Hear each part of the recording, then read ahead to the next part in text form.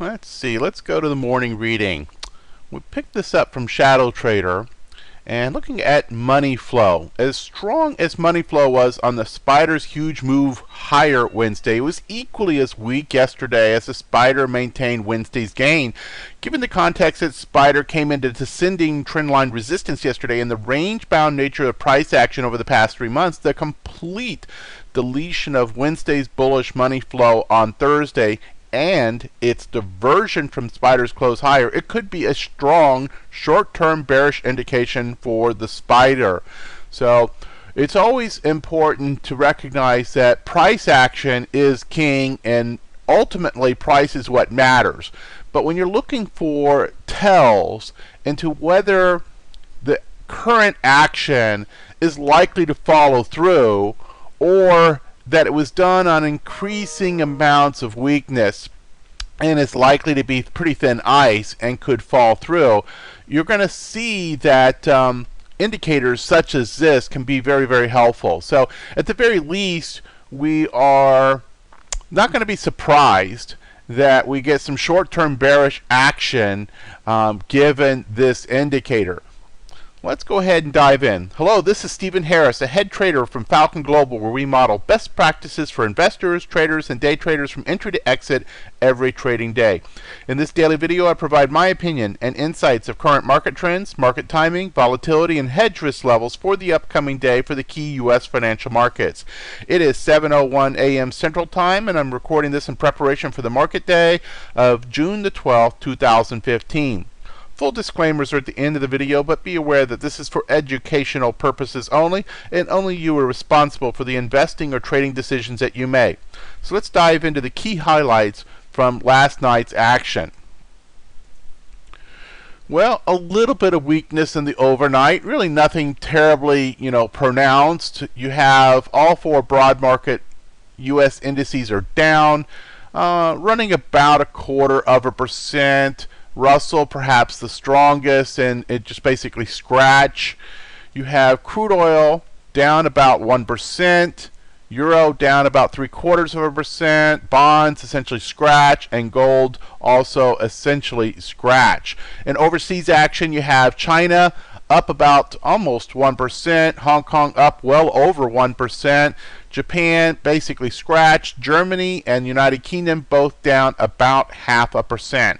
In terms of macroeconomic reports for today, you really only have a couple. You have PPI before the market opens, and then University of Michigan consumer sentiment after the market opens. So other than that, fairly quiet on the scheduled reports. In terms of volatility,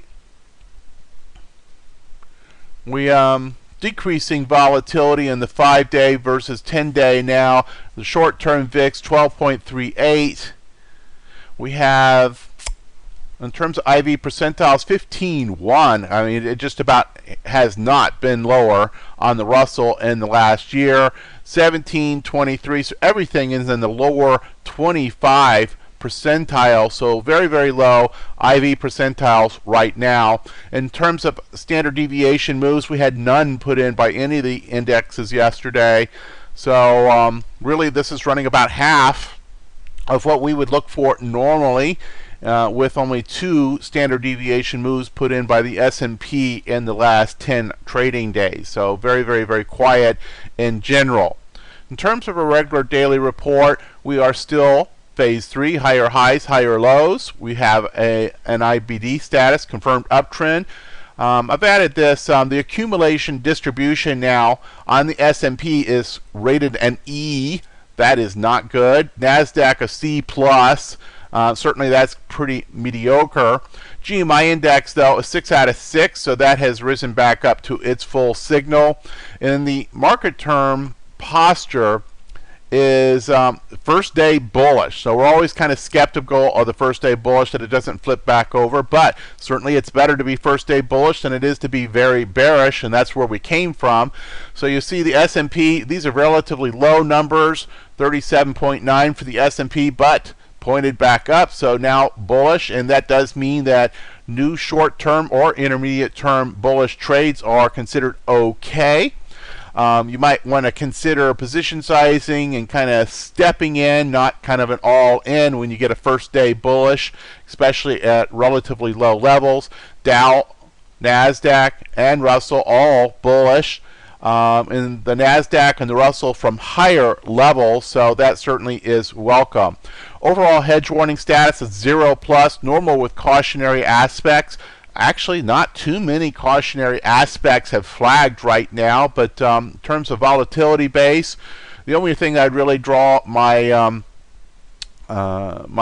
point to is the VIX.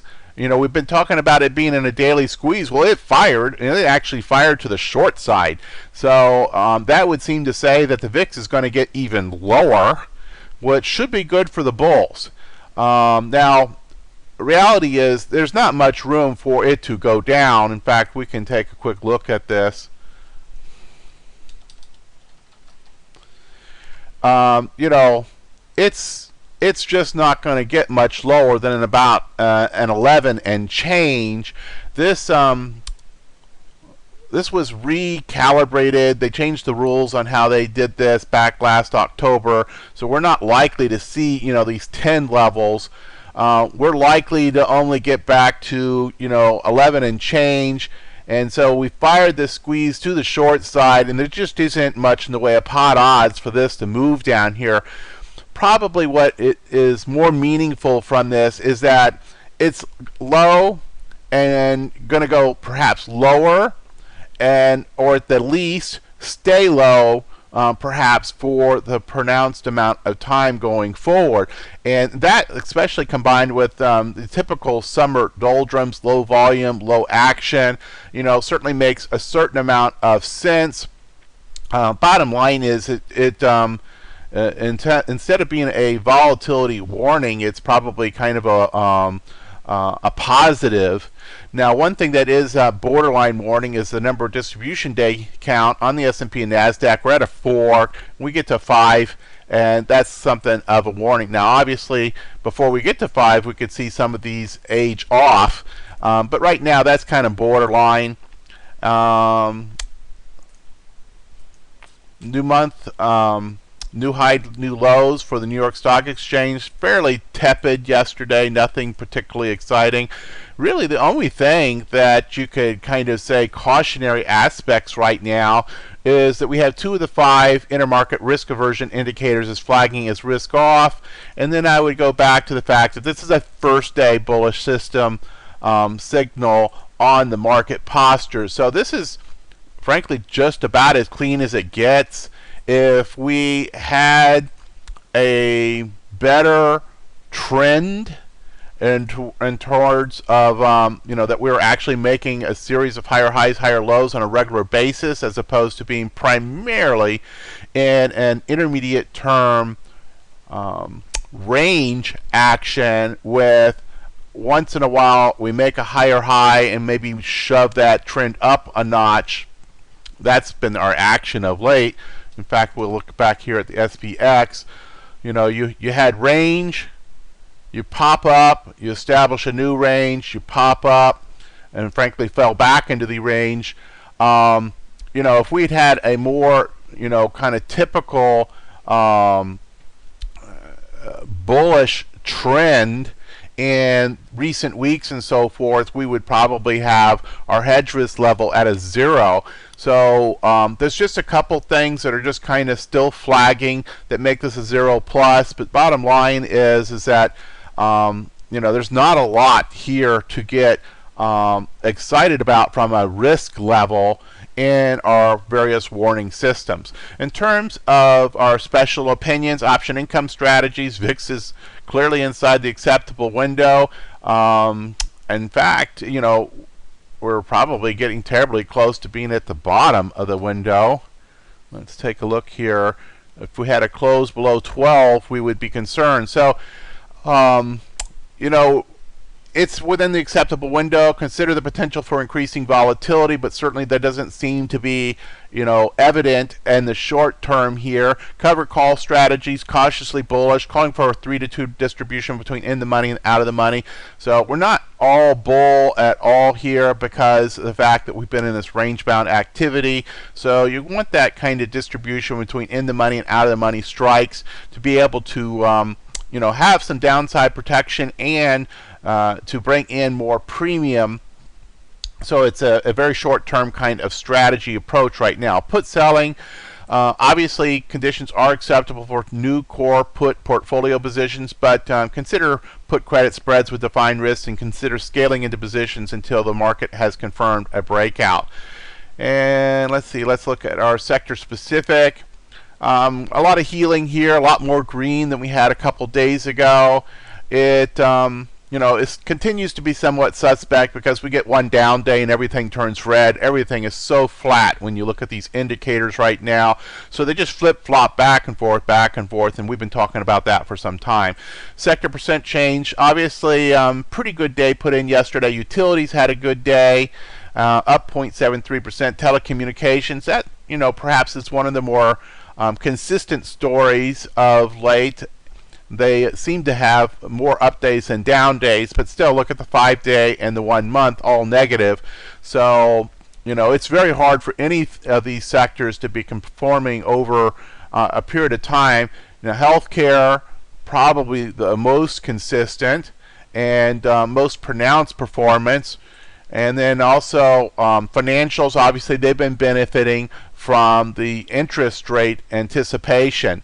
So, those two sectors would probably be the area to focus most of your watch list priority on, and that they've been consistent, and they've actually had as a, not just relative performance, but absolute performance, the best overall performance. But even though, this has been tough slogging, to be able to get much ahead of just sitting in cash, but they certainly are performing better than that, and certainly are performing better than other sectors. So that should be enough for today. As always, if you found us through Twitter, we greatly appreciate you retweeting us. If you found us through the YouTube, we appreciate you liking us. And certainly share what you have found here if you find it of value with your trader community. Additional information about how we apply these techniques into our daily trading can be found at this website. Performance matters, we get that, and we're very transparent. Disclaimers as always. If you need more time to review the disclaimers, just hit the pause button. And we'll see you back here on Monday morning before the market open from the Falcon Global Market Preview.